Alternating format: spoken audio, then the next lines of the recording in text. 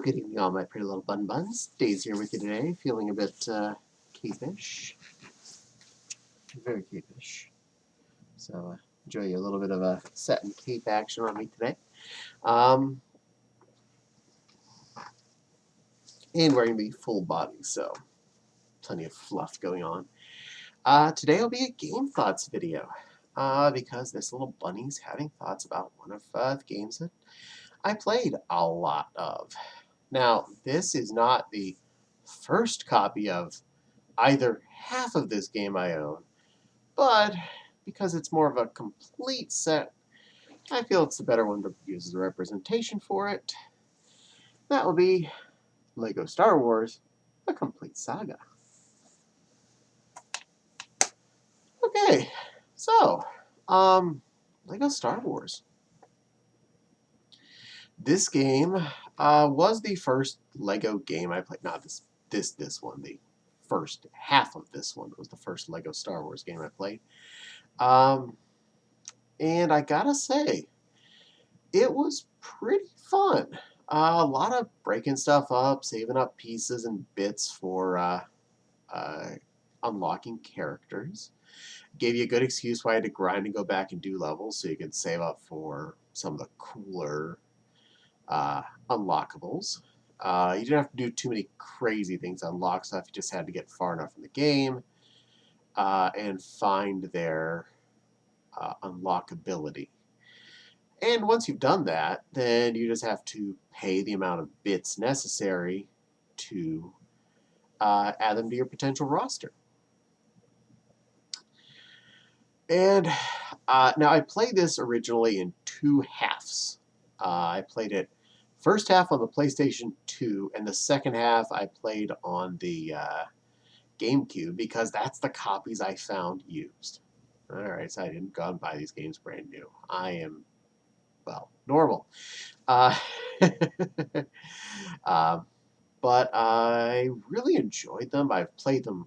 I think I played through both of the original copies I had and this one to fruition, where I would basically have unlocked everything. And it is kind of fun taking some characters that didn't belong in a certain movie section and having them back there, like taking a General Grievous to a Return of the Jedi level, or taking a full Jedi to Luke back to Episode 1. You know, stuff like that. So you had more leniency in all of that stuff. And since all the unlockables are based on just the point counters, just had to go and grind and get enough points to get the dudes. There were other unlockables, including multipliers and special bricks and things that got you extra points. So if you went and found, say, the ×2 modifier, you get 2 times the amount of dip points for every time you should pick one up. There's also a 4 times, and an 8 times, and I think a 16 times. Anyway, there are several of these times ones, and they stack. So it's not just like, oh, there's 2, and then there's another, 4 more worth. No, it's the score times 2, then that score times 4, then that score times 6, then that score times 8, etc., however many there were. So you quickly go from, if you find all of those pieces, your grind gets short real fast. And each of the levels has a dit count if you master it and have that much in hand before the end of the mission. You get True Jedi mode or something, which unlocks a piece of a special build thing that you get to have on display. And there are other things that find special builds, like hidden pieces and stuff like that. Exploring whole areas or whatever. It's just basically completionist type stuff you'd have to do to unlock these little secret bills. Um, I had a lot of fun with this part. Um, there's a lot of there are different kinds of characters to play with, like droids. Like an R2 unit can open certain door things that are locked. He can interface with the computery bits. Um, whereas you need a shooting person who would have a grappling hook gun to use a grappling hook to fly up to the an upper area and stuff like that. So there are reasons that you would actually switch your guy up. Like sure, people can go through like tubes, stuff like that. But yeah, there's suffice to say, there's enough reasons why you'd have to switch your characters up so that you could play with the different ones and do different things. Um, it's by far not a hard game. Not at all. In fact, it's pretty cakewalk, but it's the entertainment value you get out of it, not the challenge that matters here. Um, I can definitely say I put a lot of hours into it. Both, all three effective playthroughs, first half, second half, and then both half. um, just going through to unlock more stuff, to find all the hidden multiplier pieces, to just crank out the points like there's no tomorrow.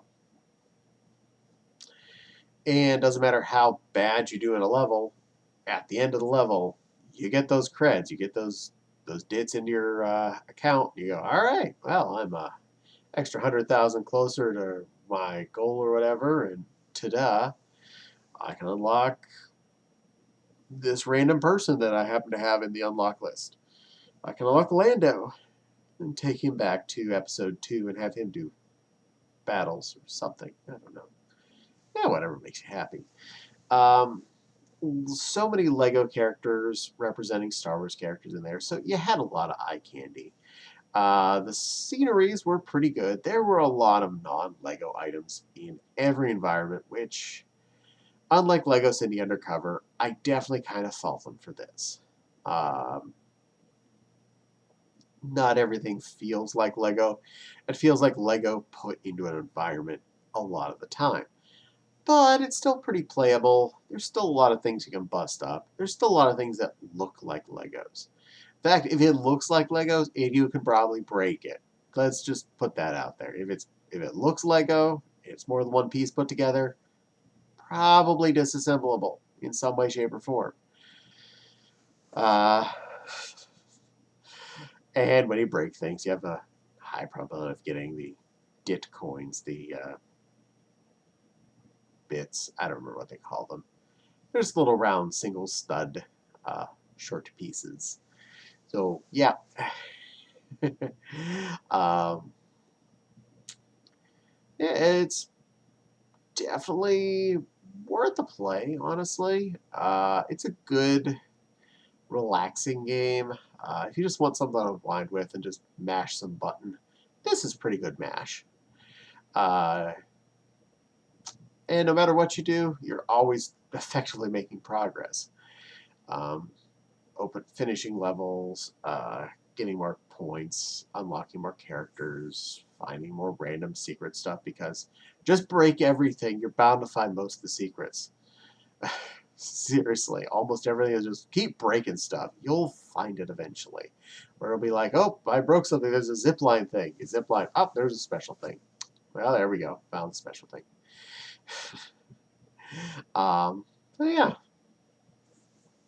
If you like Legos, you like Star Wars, no brainer. Either get it the whole complete package like I did on the Wii version. Um, and I'm pretty sure both the first and second one were released on both the GameCube and the PlayStation 2. So you can probably find them there. There have been other ones since this. There have been a lot of Lego tie-in games like this. And I feel most of them are just kind of copying the formula. And I'm not really a super Harry Potter fan, so that one really doesn't excite me. I think I own one of them because I got it on like clearance sale or something. That's the only reason. Um,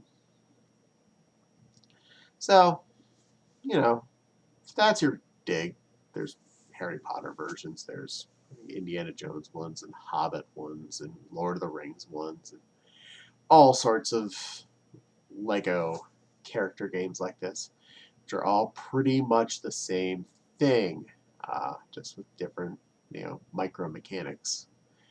So, yeah, whatever type floats your boat, that's what's for you. I'm a big Star Wars fan, so seeing how this was like the first kid in the block, I'm glad I got into it, and I'm glad I got it. And I plan to keep playing it a lot. Um, anyway, did you play this game or any of the other Lego character games? I'd like to know. Let me know if you're happy or sad feelings about any of them in the comments. We can enjoy our silliness together. But anyway, uh, thank you for watching, and don't forget to like and subscribe. Hit that little dingly bell down there. It'll let you know whenever I post a new video. And it makes YouTube happy, and that makes me happy. I like being a happy bunny. Yes. Uh, and my Patreon link is in the description below. Mwah. And because I know one of the very few people that's watched this long will be Trajan the puppy, I thank you, Trajan, little sissy puppy, for watching all the way through the end. You are such a good boy. I appreciate you doing so. Such a good little sissy puppy. And I hope you have a good day too, specifically.